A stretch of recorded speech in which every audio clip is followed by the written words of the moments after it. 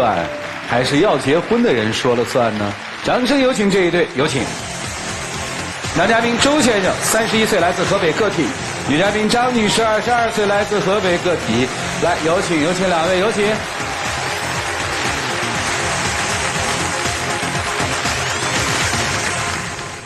欢迎两位啊！你说那话印象特别深。到了该结婚的年龄了，大家都觉得你们挺合适的，是吧？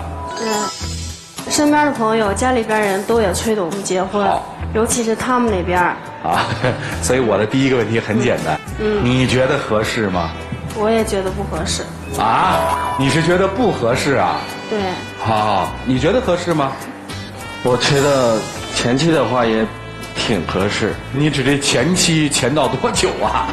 就是刚认识他的时候，因为工作上嘛，加了微信，然后就是在聊天的过程中，也把他的这个爱好啦、喜欢吃什么啦都聊出来了，然后就开始追求嘛。你们俩同事啊？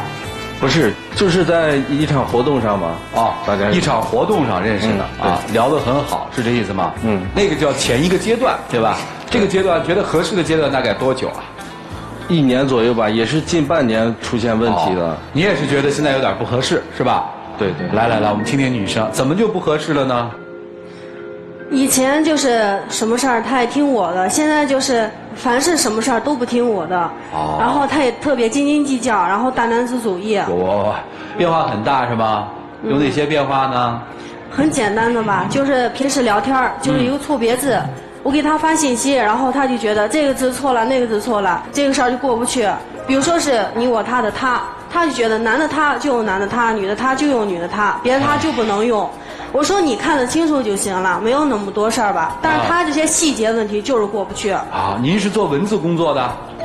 我不是，我就是敏感，就是那种情怀吧。我也是觉得，就是说从小事嘛，细节从小事做好，然后慢慢的就改变大了。其实他生活习惯不太好，因为像他衣服的话一大堆，对吧？他都是一大堆扔床上，然后穿哪个一件一件往外挑。化妆品也是一大堆往那一倒，然后就用哪个往外拿，这个习惯很不好。那我直接让他改吧，他又改不过来。你一个星期穿上一件，可不你装上啥呀就啥呀。我天天换衣服，我肯定收拾了呀。我拿出来我收拾，他就觉得我收拾不干净。摆东西就是必须得从高摆到低。就好像家长似的，天天唠叨这些。这也不是什么原则，根本然后还有就是在这个事儿还小，就是。我们家不是开那个洗车店的，然后他就站到那儿就指我这儿没洗干净，那儿没洗干净的，就老说我。觉得他就你们2个人开的洗车店，还是你们谁的家？我们家。你们家开洗车店的，你去洗吗？洗。你帮着你妈还洗车，多好的姑娘，挺好啊，踏踏实实的。不是，我周6日的话去帮他们家洗车嘛，因为做服务行业嘛，像这个包括烟灰缸倒出来以后，我会拿水冲一下或者车下边帮人我也会擦一下，轮毂的就像那些细节问题根本不用做，人车主说了，你把烟灰缸倒出来就行了，你再放上水，再冲上水，你就不能用了就。但他不懂的呀，他因为没学过这些，因为我之前为我妈开店有学过，我告诉他这些他都不听，他说必须得洗。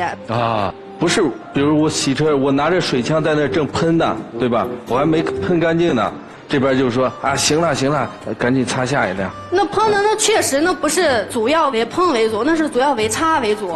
行，但是我这些告你的你都不懂。你专业，好吧？这事儿也不用争，以后你也别帮他洗了，你不去不就行了吗？我这不是得给他妈打好关系吗？那你就听老板的话呗，你又不是老板，对吧？咱就干伙计的活。我强迫症。不要挺纠结。不要这么说强迫症啊！这事吵什么呀？就别让他干了呗。但是态度是好，你们家开洗车铺。他不干，但他嘴都闭不住，就老是说我就不乐意听呀。这，反正挺好，人家还干了活了。你要碰到不干活还说的，不是更麻烦吗？反正就细节问题。还有一次就是吃饭。对，就是服务员倒过的水。他必须得站起来给人扶一下，点个头，说声谢谢。但是我觉得我俩约会不应该这样的吧？我俩还说的话呢，然后他就立马就起来，然后给个手势，然后端起来说声谢谢。我觉得这个没必要，但是他就也是说我不对。说谢谢是应该的，谁给你倒水你都应该说谢谢。但是他站起来，我就膈应的不行。是他站起来，就是相当于服务员给您倒杯水。你每次都要站起来说声谢谢。我也不是每次都站起来，就是我这人不愿意麻烦别人啊。那你说谢谢不就得了吗？我就自己到，我站起来，我说您太客气，就那种感觉。对，然后他就站起来，我俩正聊天呢，然后他站起来说啊您太客气了，您放这儿吧。咱说谢谢就行了啊，这稍微有点啊，没什么，这也没什么，慢慢改这也改得了，稍微有礼貌啊，我觉得都不是大问题，这你就忍不了是吧？就是看着心里特别麻烦，心里膈应，我就看不下去。但是这些细节就是我想让他改，他都改不了。啊，这也需要磨合啊。还有其他的问题吗？有可多呢。然后就是看书这一块儿。看书啊。对。看书是个好习惯啊。也是逼着我天天看。啊。我不听他就抱着书就看目录。我给你念文章，你觉得哪个好？叨念完了。他说哪个好呀？我给你念，我赶紧给你念。他还给你念啊？对，让我看我不看。你说你念得好，你就听就是了吗？这有什么呀？挺好的事儿啊。但是这是其中之一，但是天天逼着我看。他说你就看看那些书。就关于看那些，就是历史啦，或者说创业之类啦。啊。原来我干那个房产中介的嘛，然后他就是说你这些创业跟你有关系，你就看看。确实，我觉得看书是为了我就看看。但是现在我不干了，还是逼着我天天看。我不懂的他也让我看，他干嘛就让我干嘛。哦。我觉得这个人嘛都有分享的欲望。是自己喜欢的人分享一下，我就觉得这个历史的书挺好啊，这段话挺好，我就给他分享一下啊。原来挺好使的，原来我念那段，哎，人觉得特崇拜的那种看着我，对吧？那现在最近不好使了。哦，你原来不是为了看书，是为了崇拜啊？不是，就是他就天天发那种名人名言那种的啊。一开始就我俩聊着就把天聊死以后，他就发那些名人名言。我觉得还行，但是每次聊的无话可说的时候，叨发一堆。我觉得也没啥，到他这就是事儿。行，除这还有什么呀，姑娘？我听明白了啊，这叫管理，细节较真儿。那天就是我生气了，然后我就扔了他几本书，我就觉得没用，而且他也看完了，我就扔了，然后他就把我的化妆品、包包什么都扔了，然后我在那儿感冒了。鼻子塞的纸呢，他都不管，连杯水都不倒，问也没有问说喝药没什么的。你这说的同一时间发生的事儿，对，还是说的反正他就目的看书，别的不管。哦，看的什么书啊？跟我们也分享分享吧。就是这么类似于这个《资治通鉴》啊，就是这些历史的书。你还看《资治通鉴》，这厉害了啊！没有，就是里边一些小故事都挺好，也是白话文的啊。然后那个他扔你的什么书啊？就是把这些历史书给我扔了。哦，扔了。对吧？我爱书之人嘛，当时气得也不行。他朋友给他打电话说去吃烧烤嘛，然后就是没让他去嘛，就挺生气的。你没让他去，男性朋友吧？对呀。啊。他听着是男的呀，他就不让我出去。我觉得有异性朋友很正常呀。对，你吃个饭也没。但他不行，他就必须得他跟着我，跟上我吧，他又觉得我这些朋友给他带不来正能量，天天吃饭那么晚，就不让我跟我这些朋友接触。啊。反正我的朋友他也不让处，我干嘛他都不让干。看电影我俩处了2年了，就看过一次电影，就那个《唐人街2》嘛。我说咱俩去看吧，我说挺好看的，点评率也挺高的。这不是最近的事儿吗？以前都没看过。以前一部电影都没有看过。为啥？他也不跟我吃饭，然后就看电影，人去了，脑子去了，拉了个脸去了，差点睡着。他这什么电影啊？这是你看的电影？就这么问我。就这。我俩这品味吧不太一样，我喜欢看那个像这个《霸王别姬》啦，《当幸福来敲门》啦啊，这类就是比较经典的这种电影，《阿甘正传》啦，就这类啊。他呢喜欢追这些就是时下的这种片儿嘛。我看个电影，选个每部电影，我问他，哎不行，这个没品位。不是你们俩前面那1年到底是怎么过来的？你们俩是怎么好上的？谁追的谁呀？我追的他嘛。你追的他？当时你喜欢那姑娘什么呢？啊？好看，还有呢，就是好看吧。接触了之后，对我爸妈也挺好的。后来他还主动给我妈打电话，然后给我妹妹买礼物什么的。哦、我觉得各方面都挺好。另外的话，就是我这人品味不太一样，我喜欢女孩打游戏，我觉得特真实。你喜欢女孩打游戏？对。哎呀，这是我第一次听。有一次我就告诉他，我说我会开拖拉机，他说我更喜欢你了。然后我妈就跟他打通话嘛，他说我小时候担水啊什么的，然后他说哎呀我更喜欢你了。开拖拉机是指游戏是吧？不是，他小时候家种10几亩地。哦，真会开拖拉机。对对对。哎呀，还是个机械能手。我想着也是闹着玩，虽然我家现在也种了地啊，就是都在外边不回老家。对，那不是品味是一样的吗？你不是说不一样吗？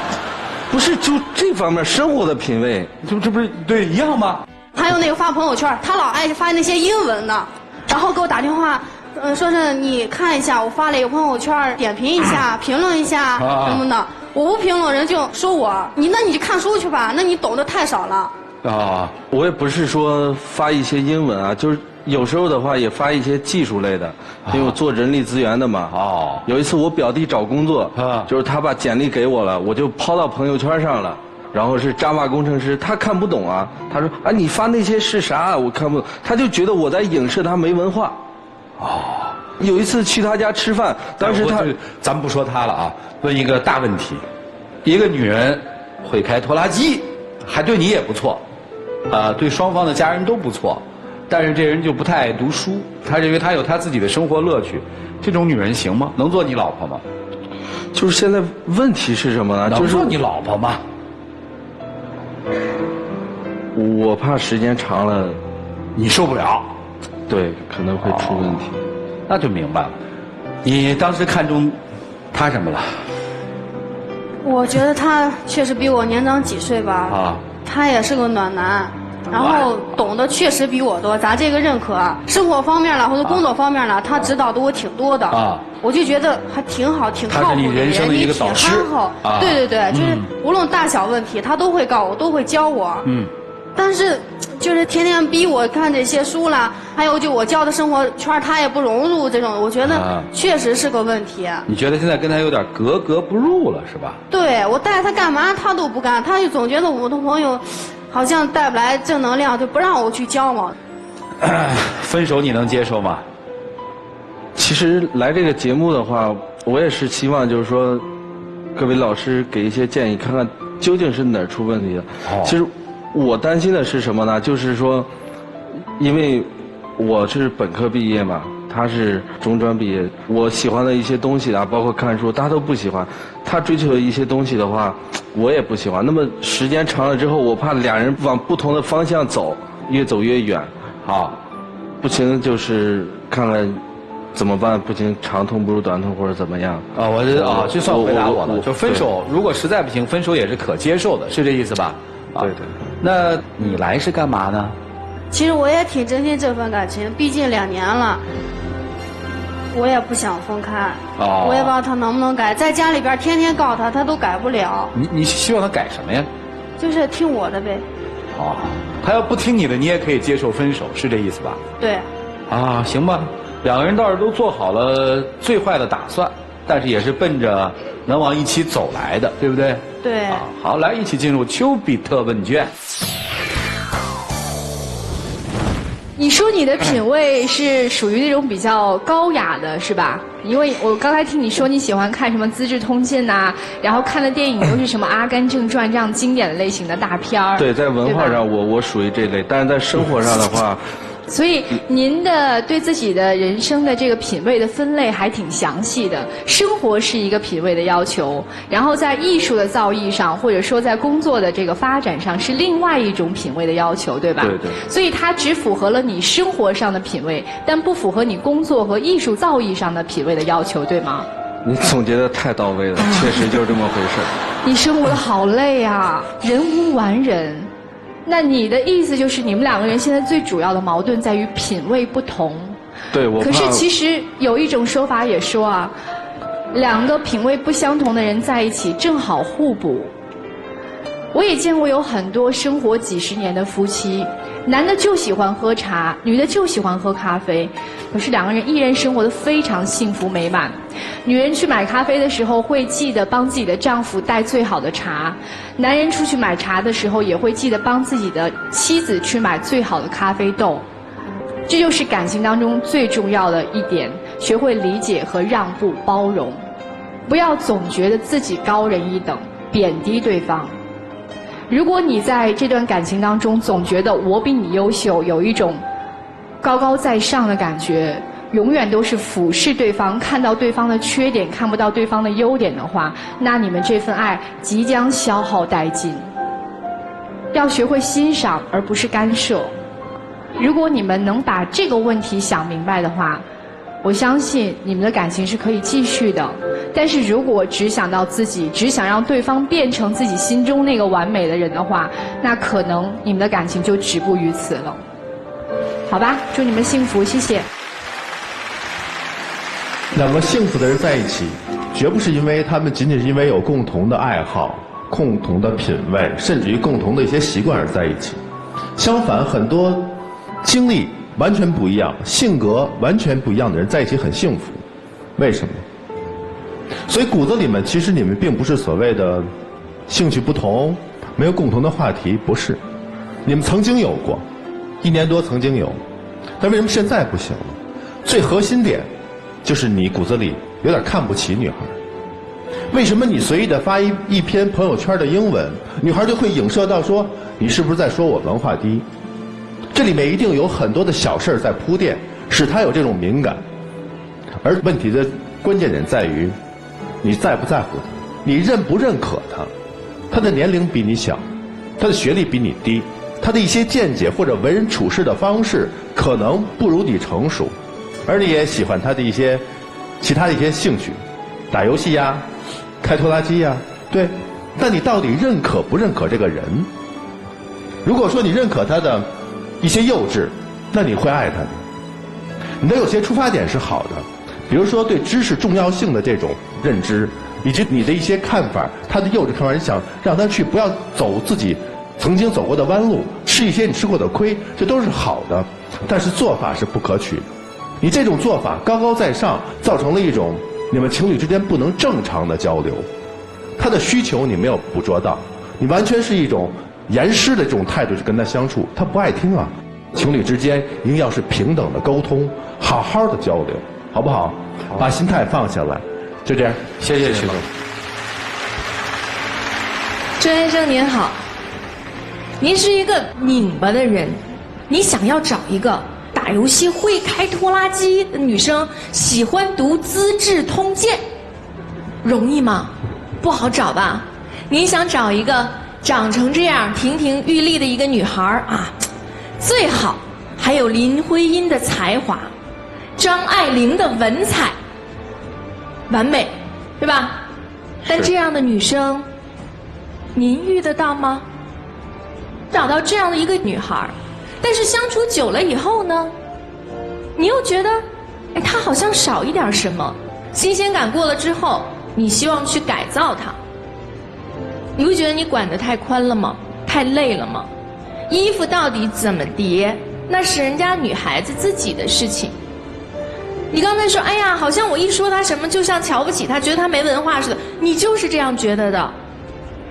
但人家怎么了？那人家生活得很好，每个人都可以有自己的选择。所以你不能说啊，刚开始我觉得你那些方面都很好，然后现在又开始去挑剔他。如果你们两个想继续好好的在一起，给到你们的爱情建议很简单：爱不是要寻找到一个完美的人，而是要用完美的眼光去寻找一个不完美的人，并接受他的所有。如果你真的爱他，8个字：彼此欣赏，求同存异。祝福你们。他为什么活得拧巴？他认为生活上可以低标准，但是在审美上要高标准。你希望在一个女人身上既找到精神共鸣，又能找到在生活当中的和谐相处。对。但是如果真有这么一个女人，凭什么属于你呢？说实话，在最初的时候，男生心里是有一点点自卑的，有年龄上的自卑，有容貌上的自卑。所以你就刻意的要显现出自己和他在才华上的差距，来填补这个空白。在男生的眼里，女生除了年轻貌美，剩下的只有无知。对，而在你的眼里，她也只剩下老气横秋了，老顽固。你们俩到目前为止，当初的那些欣赏已经都没有了。你看你们俩在台上可曾说过对对方目前还留恋点什么？没有。男生要求的太多，倒是女生还相对于踏实。女生其实是知道我就是这样的一个女生，我只想活得快乐一些。倒是男生不清楚自己几斤几两。找老婆是找一个在一起过日子的人，不是能够经得起你百般要求和挑剔的人。即便你们俩之间分了，如果男生你不改变自己的想法，你将来也不会快乐。听明白了吗？明白了。好好把自己审视一下。其实女生我倒不担心。好，就这样。我就说2个层面我看到的问题啊，我们一起分享。第一个是说，其实爱情不可能都是甜蜜。婚姻生活当中或者情感生活当中，一定是有一部分让你非常不舒服的东西，有很舒服的，有很不舒服。关键是我们取舍，大的方向，这个人今天的不舒服，明天有没有可能变成我可以接受的东西？这是我说的第一个，我的理解。我的第2个理解是关于文化现象的一种理解。我个人真的认为，如果一个人很有文化品味的话，那么在他的眼里，每一个生命体都是有生活和品味的人，因为每一种都是品味，品味没有高低。所以我是希望小伙子不要因为说我多读了几本书就骄傲。我们鼓励大家去读书，但是学习知识的路径不仅仅是读书，还有其他的东西。所以放下架子，回归到谈恋爱的本质。谈恋爱的本质是爱，不是其他的东西。来，我们一起进入真情60秒。你也看到了，今天我能来参加这个节目，我真的是向你妥协了。我这次跟你一块儿过来的话，也是想听听这几位老师的一些意见。我是希望能够试着再走一段时间。老师今天说的你应该都听一听，这些老师说的确实对，你应该真的关心关心我，你比我年长几岁，我的目的就是你关心关心我，教我一些如何去和别人处的方式方法，但你这些完全都没有做到，真的挺让我失望的。我觉得你应该多想想彼此的好吧，还是。好了，谢谢2位，请回吧，小伙子，回去吧，姑娘。谢谢。啊。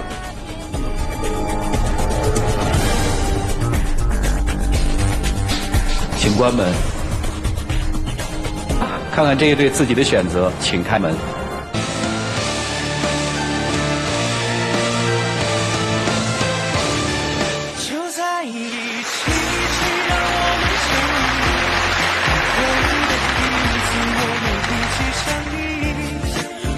结局还要再试一试，啊，是这个意思吧？啊，好，来，有请我们的小花童，有请。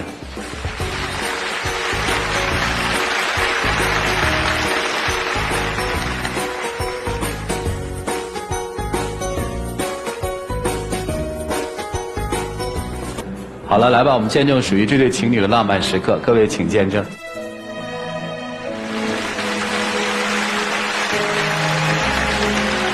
其实各位老师说的，我还是比较认可的，但是有时候可能我觉得是你自己把这个事情给扩大想多了。我也是希望就是说，咱们尽量多培养一些共同的兴趣爱好，我也尽量向着你这边妥协，多跟你的朋友多接触一些。对，有些时候你也得听我的，我也没有错，也没有说给你带来什么伤害，只要你理解我就行。